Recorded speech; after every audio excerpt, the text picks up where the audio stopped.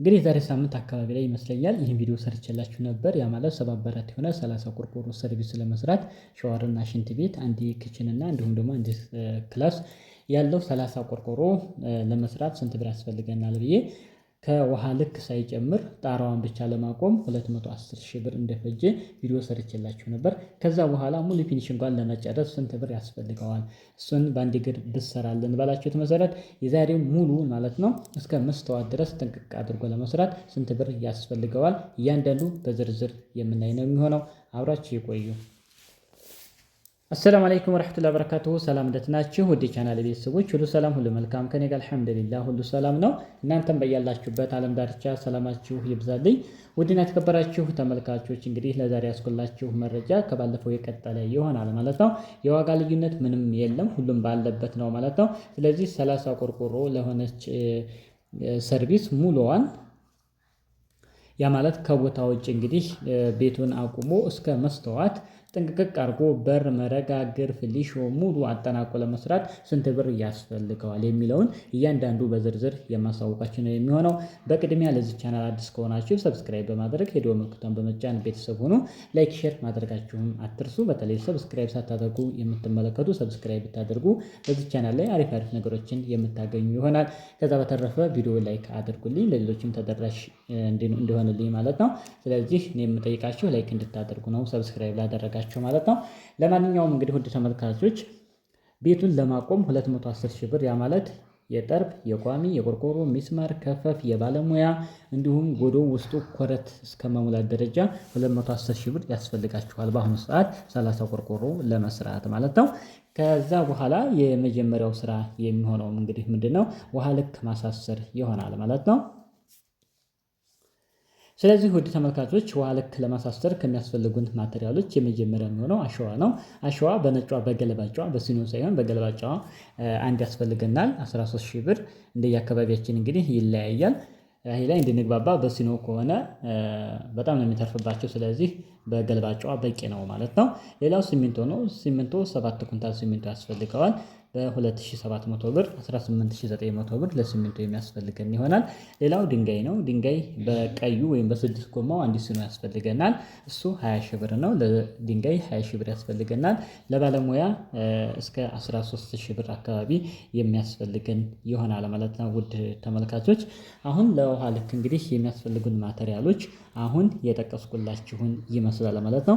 ስለዚህ ውሃ ልኳን ብቻ ለምትፈልጉም እንዲጠቅማችሁ ለውሃ ልኳ ብቻ ጠቅለል ብሎ ስንት ብር ይፈልጋል የሚለውን እያስቀመጥኩላችሁ በህድ የተሻለ ነው ብዬ አስባለሁ ማለት ነው።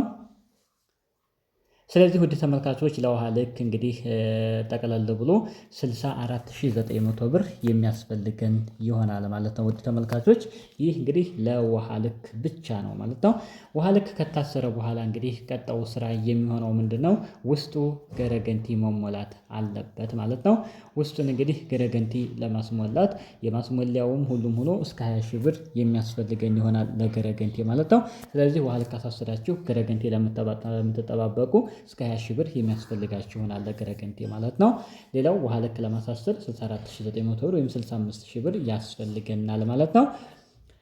ወደ ቀጣው ስንሄድ እንግዲህ በር ነው። በርና መስኮት ለማስገጠም ለሱ እስከ 80,000 ብር ለበርና መስኮት የሚያስፈልገን ይሆናል ማለት ነው። ወደ ተመልካቾች አሁን ሰርቪሱ እንግዲህ ከዚህ ደረጃ ላይ ደርሷል፣ በር ገጠማ ላይ ማለት ነው። ከበር በኋላ ቀጣው ስራ የሚሆነው ምንድነው? እንግዲህ የመረጋ ስራ ነው ማለት ነው። ለማስመረግ ከሚያስፈልጉን ማቴሪያሎች የመጀመሪያው ጭድ ነው። ጭድ 40 ጭድ ያስፈልገናል። በ500 ብር 20,000 ብር ለጭድ ያስፈልጋል። አፈር አንድ ሲኖ ያስፈልገናል። የማያስፈልጋችሁ ቦታ ላይ እዛው ቦታው ላይ ያለ አፈር ካለ ደግሞ አትገዙም ማለት ነው። ያንን ተጠቀማላችሁ። ስለዚህ 20,000 ብር ቀናሽ ይሆንላችኋል ማለት ነው። ለምትገዙ ግን አፈር 20,000 ብር ያስፈልጋችኋል አንድ ሲኖ። ጭድ 40 በ500 ብር 20,000 ብር የባለሙያ እስከ 30,000 ብር የሚያስፈልጋችሁ ይሆናል። ስለዚህ ለውሃ ማስወኪያ እንዲሁም ለጥቃቅን ወጪዎች ጠቅለል ብሎ እስከ 6,000 ብር የሚያስፈልጋችሁ ይሆናል። ጠቅለል ብሎ እንግዲህ ወደ ተመልካቾች 80,000 ብር ለመረጋ የሚያስፈልገን ይሆናል ማለት ነው። ስለዚህ ሰርቪሱ እንግዲህ ተመረገ ማለት ነው። ከተመረገ በኋላ ቀጣው ምንድነው? ግርፍና ሊሾ ነው ማለት ነው። ስለዚህ ለግርፍና ሊሾ ደግሞ የሚያስፈልገንን ማቴሪያል የምናይ ይሆናል ማለት ነው። ወደ ግርፍ ስንመጣ ሚስማር 5 ባኮ ሚስማር የሚያስፈልገን ይሆናል። አንድ ባኮ ሚስማር 1400 ብር ነው። የአምስቱ 7000 ብር ለሚስማር ያስፈልገናል። ሽቦ 2 ጥቅል ያስፈልገናል በ2500 ብር 5000 ብር። ሲሚንቶ 15 ኩንታል ያስፈልገናል ለግርፍም ለሊሾም ለሁለቱም ማለት ነው።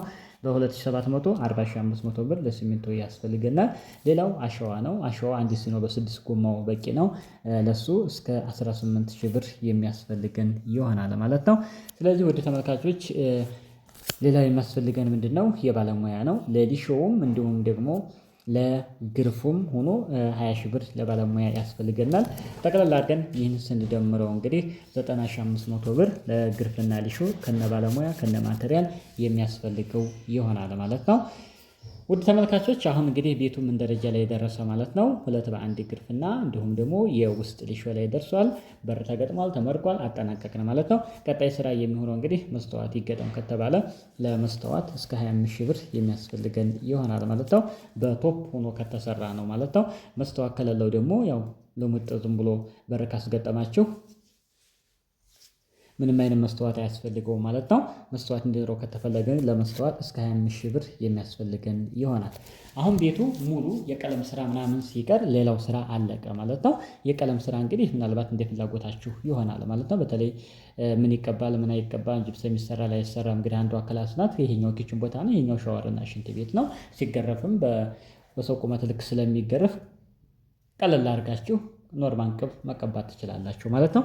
ስለዚህ ጠቅላላ አድርገን ስንደምረው እንጨቷን ብቻ ማቆም ለምትፈልጉ እንግዲህ ከውሃ ልክ ውጭ ላለ እስከ 210 ሺህ ብር የሚያስፈልጋችሁ ይሆናል። ውሃ ልክ ለማሳሰር እንደገና እስከ 64900 ወይም 65000 ብር አካባቢ የሚያስፈልገን ይሆናል። ለገረገንቲ 20 ሺህ ብር፣ ለበርና መስኮት 80 ሺህ ብር፣ ለመረጋ እስከ 80 ሺህ ብር፣ ለግርፍና ሊሾ 90500 ብር፣ ለመስተዋት 25 ሺህ ብር። ለዚህ 30 ቆርቆሮ እንግዲህ ሙሉ ፊኒሽ እንኳን አሁን እስከጠቀስኩላችሁ ሙሉዋን ለመጨረስ እንግዲህ ጠቅለል አድርገን ስንደምረው ማለት ነው እስከ 570 ሺህ ብር የሚያስፈልገን ይሆናል ማለት ነው። ይህ እንግዲህ በዛሬው ዕለት ባለው ገበያ ነው ማለት ነው። ወደ ተመልካቾች እንግዲህ ሙሉዋን ለመጨረስ እችን 30 ቆርቆሮ ሰርቪስ እንግዲህ ከቦታዎች ጥንቅቅ አድርገን ብንሰራ እስከ 570 ሺህ ብር የሚያስፈልገን ይሆናል ማለት ነው። ሌላው ከአንዳንድ አካባቢዎች ላይ የድንጋይና አሸዋ ሂሳብ ከጠቀስኩላችሁ ጨምር የሚያደርግባቸው አካባቢዎች ስላሉ እናንተ ደግሞ ምን ታደርጋላችሁ? ቢያንስ ከዚህ የተወሰነ ልዩነት ትይዛላችሁ ማለት ነው። ምናልባት እዚህ እስከ 600 ሺህ ብር እናንተ 30 ሺህ 40 ሺህ ጨምራጋችሁ ብትይዙለት አሪፍ ነው የሚሆነው። ምክንያቱም የዋጋ ልዩነት ስላለ ማለት ነው። ብዙ ጊዜ የዋጋ ልዩነት የሚኖረው የድንጋይና የአሸዋ ማስመጫ ነው። የቦታ ርቀት ምናምን ስለሚወሰን ነው። መጠኑን ስለነገርኳችሁ የብሩን መጠን እንደየአካባቢያችሁ አድርጋችሁ መስራት ትችላላችሁ በቀላሉ ማንንም ሳትጠይቁ። እንግዲህ ይህም ቪዲዮ ካያችሁ ጠቅለል ብሎ ለቤታችሁ የሚያስፈልገውን ነገር ራሳችሁ ሂሳብ መስራት ትችላላችሁ ማለት ነው። ውድ ተመልካቾች ለዛሬ ያስኩላችሁ መረጃ ይህንን ይመስላል። ቪዲዮውን ላይክ አድርጉልኝ። ለቻናሉ አዲስ ከሆናችሁ ሰብስክራይብ ማድረጋችሁን አትርሱ።